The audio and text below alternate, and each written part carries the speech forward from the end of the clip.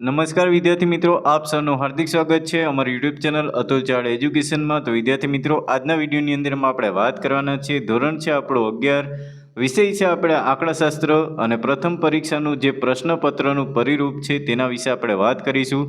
અને આ પ્રશ્ન પરિરૂપ જે છે એ ગુજરાત માધ્યમિક અને ઉચ્ચતર માધ્યમિક શિક્ષણ બોર્ડ ગાંધીનગર દ્વારા પ્રસિદ્ધ કરેલું છે અને શૈક્ષણિક વર્ષ આપણે 2024 અને 25નું છે। તો મિત્રો, કયા પાઠમાંથી કેટલા માર્ક્સનું તમને પૂછવામાં આવશે તેના વિશે આપણે આજના વિડીયોની અંદરમાં ચર્ચા કરીશું। અને તમારે જે આ પેપર રહેશે 50 માર્ક્સનું રહેશે, તો અહીંયા કેટલા પાઠમાંથી કેટલા માર્ક્સનું પૂછાશે તેના વિશે ચર્ચા કરીએ। તો ચર્ચાને આગળ વધારતા પહેલાં વિદ્યાર્થી મિત્રો, જો તમે અમારી ચેનલ ઉપર નવા હો તો પ્લીઝ ચેનલને સબસ્ક્રાઈબ કરી લેજો અને બાજુનું બેલ આઇકન પ્રેસ કરી લેજો, જેથી કરીને લેટેસ્ટ વિડીયોના નોટિફિકેશન તમને મળતા રહેશે। અને આ વિદ્યાર્થી મિત્રો, વિડીયો ગમે તો પ્લીઝ લાઇક કરી દેજો અને તમારા મિત્રો સુધી શેર કરી દેજો। તો વિદ્યાર્થી મિત્રો, આપણે અહીંયા વાત કરીએ કે તમારે આંકડાશાસ્ત્રનું જે પેપર છે એમાં પાઠ નંબર તમારે પહેલો છે। એ પાઠ નંબર પહેલામાંથી તમને 4 માર્ક્સનું પૂછવામાં આવશે, એટલે પહેલા પાઠમાંથી તમને 4 માર્ક્સના પ્રશ્ન રહેશે। પાઠ નંબર આપણે 2ની વાત કરીએ તો પાઠ નંબર 2ની અંદર તમારે માહિતીનું નિરૂપણ પૂછવામાં આવશે। બીજો પાઠ, એની અંદરથી તમને 14 માર્ક્સનું પૂછવામાં આવશે। તો મિત્રો, અહીંયા આપણે જે બીજો પાઠ છે એ બીજા પાઠમાંથી તમને 14 માર્ક્સના એટલે કે પ્રશ્નો પણ હશે અને એની સાથે અમુક દાખલાઓ પણ હશે। ત્યાર પછી આપણે ત્રીજા પાઠની વાત કરીએ તો ત્રીજા પાઠની અંદર મધ્યવર્તી સ્થિતિના માપ, એની અંદર તમને 17 માર્ક્સનું પૂછવામાં આવશે। એ 17 માર્ક્સની અંદર તમને પ્રશ્ન પણ રહેશે અને દાખલાઓ પણ રહેશે। અને ચોથો પાઠ છે તમારે પ્રસારમાન, તો પ્રસારમાનની અંદર તમને 15 માર્ક્સનું પૂછવામાં આવશે અને એ 15 માર્ક્સની અંદર તમને દાખલાઓ હશે। તો આ રીતના તમને 1થી લઈ અને 4 પાઠ સુધીના જે પ્રશ્નો છે એ પૂછવામાં આવશે। તો આવી રીતના તમારે વિભાગ એની અંદર તમારે કેટલા માર્ક્સનું પૂછવામાં આવશે તેના વિશે જોઈએ।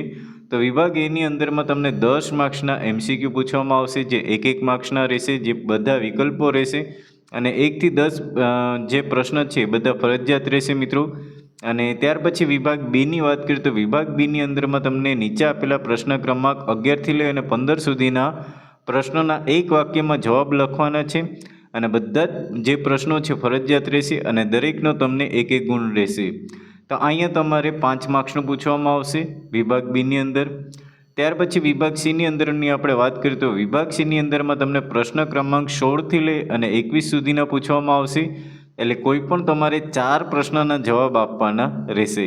એટલે 16થી 21માં તમારે 5 પ્રશ્ન પૂછવામાં આવશે અને એ 5 પ્રશ્નમાંથી તમને 4ના ઉત્તર આપવાના રહેશે અને દરેક પ્રશ્નના જવાબ આપવા બદલ તમને 2 ગુણ પ્રાપ્ત થશે। એટલે આ જે વિભાગ સી છે એ તમને 8 માર્ક્સનું પૂછવામાં આવશે।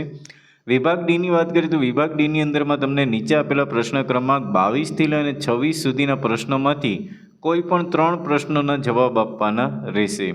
તો અહીંયા 4 પ્રશ્ન પૂછવામાં આવશે, 4 પ્રશ્નોમાંથી તમને કોઈ પણ 3 પ્રશ્નોના જવાબ આપવાના છે અને દરેક પ્રશ્નના જવાબ આપવા બદલ તમને 3 ગુણ પ્રાપ્ત થશે। એટલે ટોટલ માર્ક તમારે વિભાગ ડીની અંદરમાં 9 માર્ક્સનું પૂછવામાં આવશે। અને ત્યાર પછી વિભાગ ઈની વાત કરીએ તો વિભાગ ઈની અંદરમાં તમને પ્રશ્ન ક્રમાંક 27થી લઈને 29 સુધીના પ્રશ્નોમાંથી કોઈ પણ 2 પ્રશ્નના જવાબ આપવાના રહેશે। એટલે 27 અને 29 એટલે 3 જે પ્રશ્ન હશે 3 પ્રશ્નોમાંથી કોઈ પણ 2 પ્રશ્નના જવાબ આપવાના રહેશે અને 1 પ્રશ્નના જવાબ આપવા બદલ તમને 4 ગુણ પ્રાપ્ત થશે। અને વિભાગ ઈ છે તમારે 8 માર્ક્સનો પૂછવામાં આવશે। અને ત્યાર પછી તમારે વિભાગ ઈની અંદરમાં તમને 5 માર્ક્સના જે દાખલા પૂછવામાં આવશે અને એ પ્રશ્ન ક્રમાંક તમારે 30 અને 32 સુધી એટલે કે 3 પ્રશ્ન પૂછવામાં આવશે અને 5 માર્ક્સના 2 દાખલાના જવાબ આપવાના રહેશે અને દરેકના 1 દાખલાના તમને 5 ગુણ રહેશે અને ટોટલ તમારો વિભાગ એફ છે એ 10 માર્ક્સનો રહેશે। તો આવી રીતના વિદ્યાર્થી મિત્રો તમારી વિભાગ એથી લઈને એફ સુધીના પ્રશ્નો પૂછવામાં આવશે અને કેટલા માર્ક્સનું પૂછવામાં આવશે એ તમામ મેં તમને અહીંયા જણાવી દીધું છે અને આશા રાખીએ છીએ કે તમને આ વિડીયો ગમ્યો હશે। વિડીયો ગમ્યો તો પ્લીઝ લાઇક કરી દેજો અને હા વિદ્યાર્થી મિત્રો, હજી સુધી પણ જો તમે અમારી યુટ્યુબ ચેનલને સબસ્ક્રાઈબ ન કર્યું તો પ્લીઝ સબસ્ક્રાઈબ કરી દેજો અને બાજુનું બેલ આઇકન પ્રેસ કરી દેજો, જેથી કરીને લેટેસ્ટ વિડીયોના નોટિફિકેશન તમને મળતા રહેશે। અને આ વિદ્યાર્થી મિત્રો તમારા મિત્રો સુધી શેર પણ કરી દેજો, જેથી કરીને એ લોકોને પણ ઉપયોગી થાય। તો ફરી મળીશું નવા વિડીયો સાથે, તો દરેક મિત્રોને જય હિન્દ, જય ભારત।